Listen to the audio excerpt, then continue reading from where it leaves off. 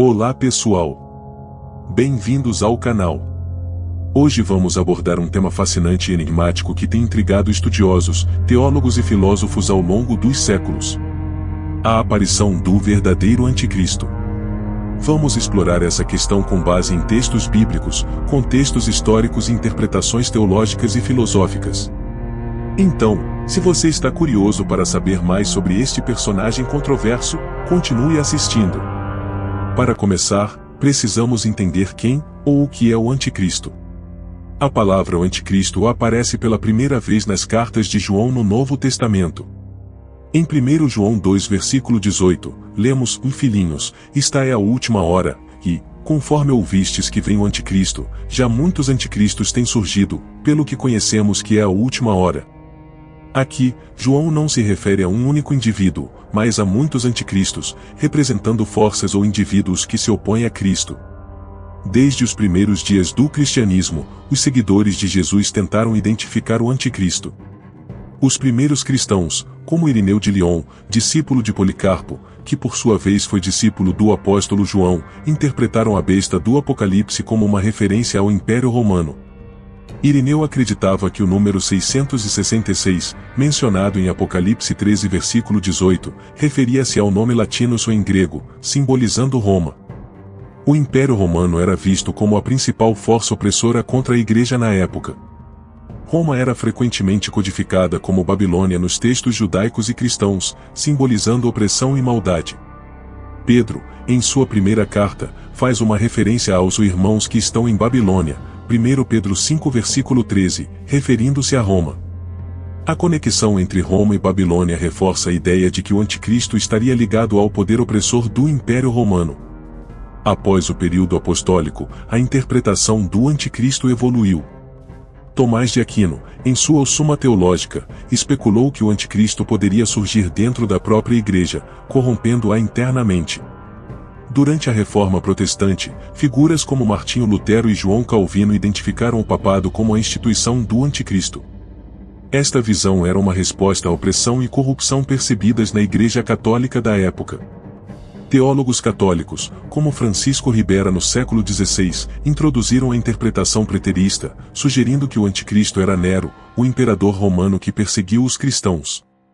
Esta visão procurava distanciar a figura do anticristo do papado, enfocando um personagem histórico específico. Com o avanço da história, as interpretações do anticristo continuaram a mudar.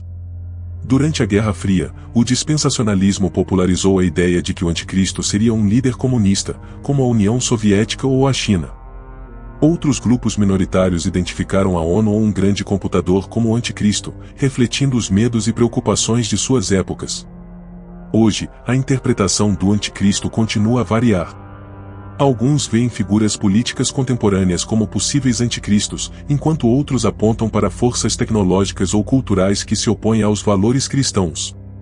O Catecismo da Igreja Católica, por exemplo, adverte que o anticristo será um engano religioso que levará muitos à apostasia, oferecendo soluções aparentes para problemas, mas ao custo da verdade. Filosoficamente, o conceito do anticristo pode ser visto como uma representação do mal supremo, um arquétipo que personifica a oposição a tudo o que é bom e verdadeiro. Teologicamente, a figura do anticristo é um teste de fé e discernimento para os crentes. Em 2 Tessalonicenses 2 versículo 3 e 4, Paulo alerta sobre a vinda do homem da iniquidade, que se oporá e se exaltará contra tudo o que é chamado Deus ou é objeto de adoração. Portanto, o verdadeiro anticristo é uma figura complexa, envolta em mistério e interpretações diversas ao longo da história. Ele não é apenas um indivíduo, mas uma manifestação contínua de forças e ideologias que se opõem a Cristo e seus ensinamentos. Para entender plenamente a identidade e o surgimento do anticristo, é essencial considerar o contexto bíblico, histórico e teológico.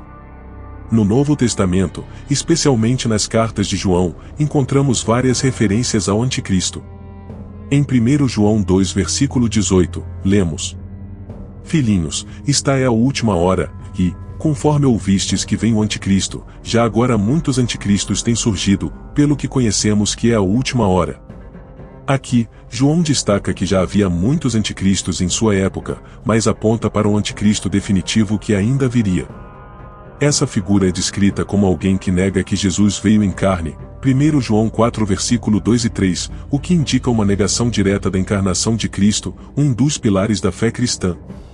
Esse aspecto é crucial para identificar o verdadeiro anticristo, pois ele se posicionará diretamente contra as verdades fundamentais do cristianismo. Historicamente, diversos intérpretes tentaram identificar o anticristo com figuras políticas e religiosas de suas épocas. Nos primeiros séculos do cristianismo, muitos pais da igreja, como Irineu de Lyon, associavam o anticristo ao Império Romano, que era o grande opressor da igreja naquele período. Eles viam Roma como a Babilônia do Apocalipse, um símbolo de opressão e corrupção. Durante a Idade Média, a interpretação se voltou para a instituição papal. Reformadores como Martinho Lutero e João Calvino identificaram o papado como a manifestação do anticristo, vendo nas ações e doutrinas da Igreja Católica da época uma forma de apostasia. No entanto, essas interpretações são marcadas pelo contexto histórico de perseguição e conflitos religiosos. Com o avanço dos estudos bíblicos e teológicos, muitas dessas visões foram reconsideradas, levando a uma busca mais profunda pelo significado do anticristo. A escatologia, ou estudo dos eventos finais, é um campo fundamental para entender o papel do anticristo. O Apocalipse, escrito por João, é um livro repleto de simbolismos e profecias sobre os últimos dias. Em Apocalipse 13, encontramos a descrição da besta, uma figura que muitos associam ao anticristo. Vi uma besta emergir do mar, com 10 chifres e 7 cabeças, com 10 diademas nos chifres, e sobre as cabeças, nomes de blasfêmia, Apocalipse 13 versículo 1. Essa besta exerce grande poder e autoridade, enganando muitos com sinais e maravilhas. Ela é descrita como um líder político e religioso que se opõe diretamente a Deus e ao seu povo. A besta faz uma aliança com os reis da terra e promove a adoração a si mesma, desviando as pessoas do verdadeiro culto a Deus.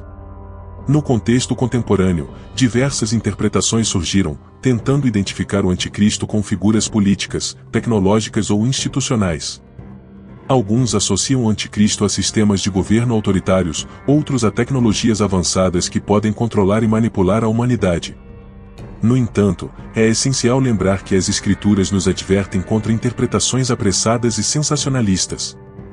Em 2 Tessalonicenses 2 versículo 3 e 4, Paulo escreve: "E ninguém de modo algum vos engane, porque isto não acontecerá sem que primeiro venha a apostasia e seja revelado o homem da iniquidade, o filho da perdição, o qual se opõe e se levanta contra tudo o que se chama Deus ou é objeto de culto, de sorte que se assenta no santuário de Deus, ostentando-se como se fosse o próprio Deus." Paulo enfatiza a necessidade de discernimento e vigilância, alertando contra o engano e a apostasia que precederão a revelação do anticristo. Ele também destaca que o anticristo se apresentará como uma figura religiosa, tentando usurpar o lugar de Deus. Do ponto de vista filosófico, o anticristo pode ser visto como a personificação do mal e da rebelião contra a ordem divina. Ele representa a tentativa máxima de desafiar e substituir Deus, promovendo uma falsa esperança e salvação. Essa figura desafia as noções de verdade, moralidade e justiça, buscando corromper a humanidade. Filósofos como Søren Kierkegaard e Friedrich Nietzsche discutiram temas relacionados à fé, ao desespero e à negação de Deus, que podem ser aplicados à compreensão do anticristo.